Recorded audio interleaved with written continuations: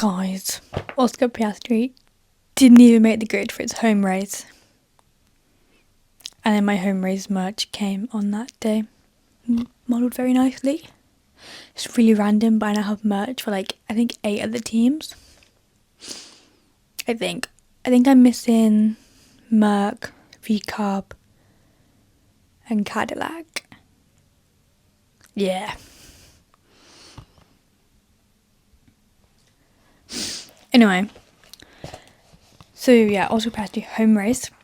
And obviously battery issues on the way to the grid and curbs and crashes, so he doesn't start. Which obviously for all the Australian fans is really upsetting, but obviously for him. And I just kind of hope he has a better week in China. Better weekend. He won there last year after issues in Australia, so who knows. But then if you look at the paces, because obviously the Mercedes has fastest qualifying time. But Ferrari's got a quick race pace and start time, as we quite literally saw at the start of Australian Grand Prix. So yeah, obviously that brings on the Mercedes versus Ferrari, because obviously they were the fastest last week. I mean, Mercedes 1-2, Ferrari 3-4, then a McLaren, then a Red Bull, and then I can't remember the rest of the order. Was it just Australia suited them? Or have they actually got the fastest car? I believe they probably do have the fastest car, just if you look at it from testing. But who knows? Obviously Ferrari and the Ferrari of Charles Leclerc and Mercedes George Russell had an interesting fight. Lots and lots of overtakes. It actually had me very much awake. When they stopped fighting, I was very much asleep. Well, not asleep, but watching it like this.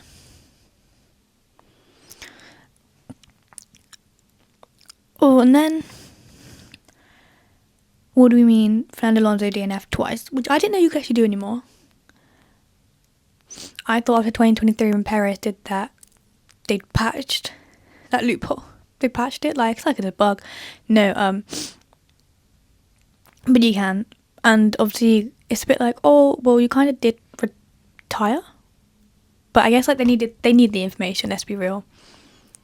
But then Stroll got 40 something laps before he had to retire from the vibrations, so have they fixed it slightly? I kind of hope so, because it's going to be a bit annoying if they keep having to do 20 laps, put the car in the grid, put the car in the garage, do some more laps, retire. It also doesn't reflect well on the team and Nui and all their engineers and team and mechanics and stuff. But they had a double DNF, a triple DNF, because Alonso DNF twice. It's so weird to say that. That driver just DNF twice. Who knows?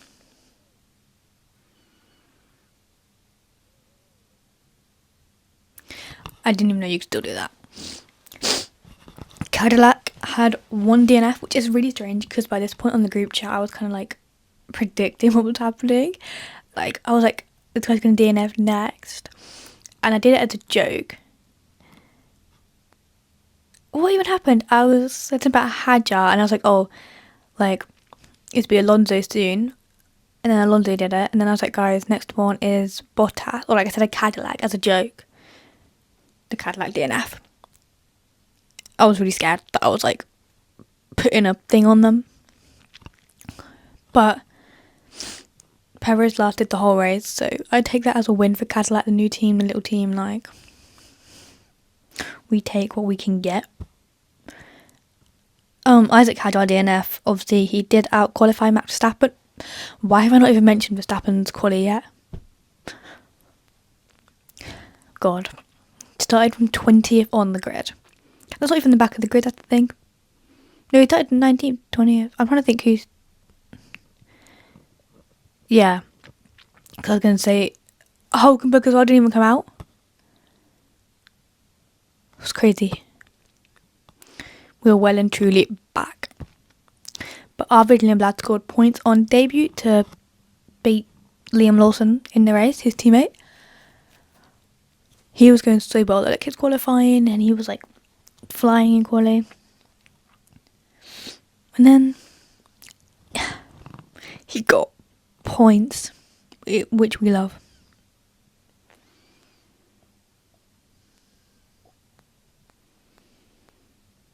I was so happy when he got points, like, because it's his debut. He's like 19, isn't he, or 18? And, well, he's a point scoring driver, so we love. And then also because it's like he's a Red Bull, and it's kind of like, you know, he wants to prove himself so well. Like, he just wants to prove himself so much. But I think so does Isaac Hadjar, and, well, I mean, the car kind of broke down on him. I don't fully know what happened, but I don't remember seeing him in the wall.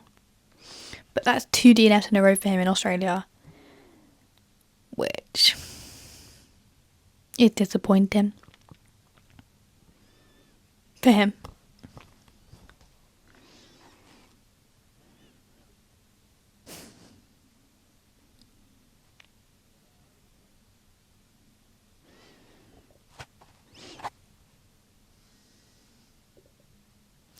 Also, this week is the Chinese Grand Prix.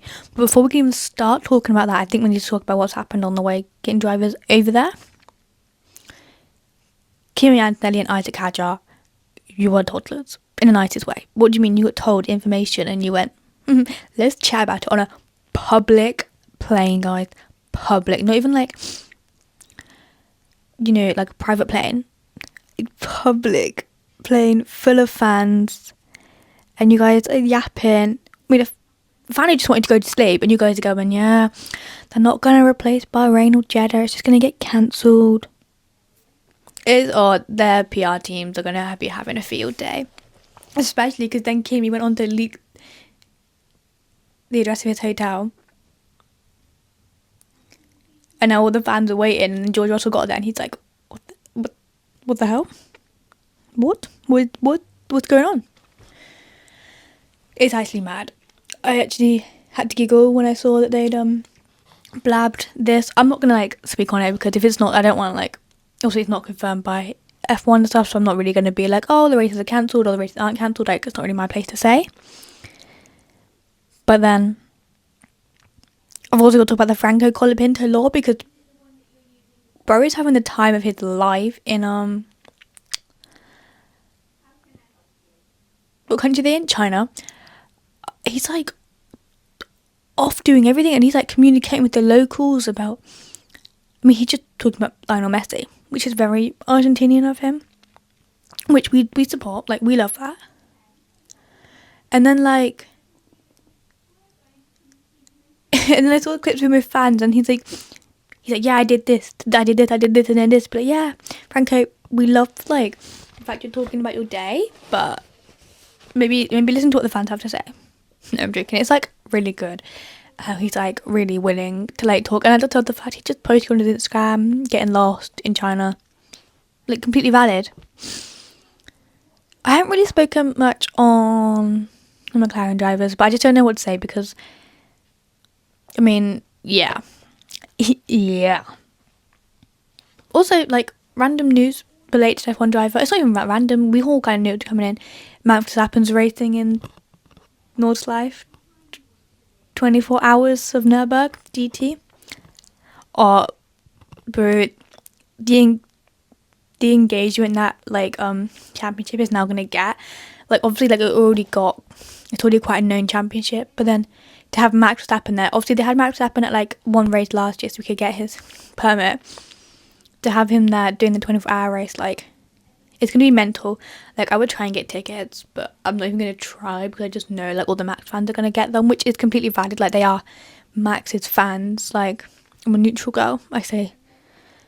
You know, everyone's always like, you wear this team's merch. I'm like, yeah, but I also wear that team's merch and that one. So it's like, you can't really try and figure out what fan I am, guys, because I'm literally in, like, every team's merch. Like, on my walls right now, we've got different teams. We've got Aston Martin. Obviously, we've got, like, Oscar Piastri signed there. But if you look on my wardrobe, we've got, like, most teams. I'm just a car fan, which is really real. I just like cars. But British Touring Cars Media Day is soon, and I'm so excited. So is British GT and Genetic Juniors. So is... Nope, that's it. That's all the media days. It's just the other stuff I'm going to. DB3 and 4 testing. Maybe I should stop doxing myself. I feel like my yap's kind of over, guys. Let me know what you want me to talk about, who you want to see on this series, because I'm really struggling to think of who to invite onto it. I've got ideas, but I don't know.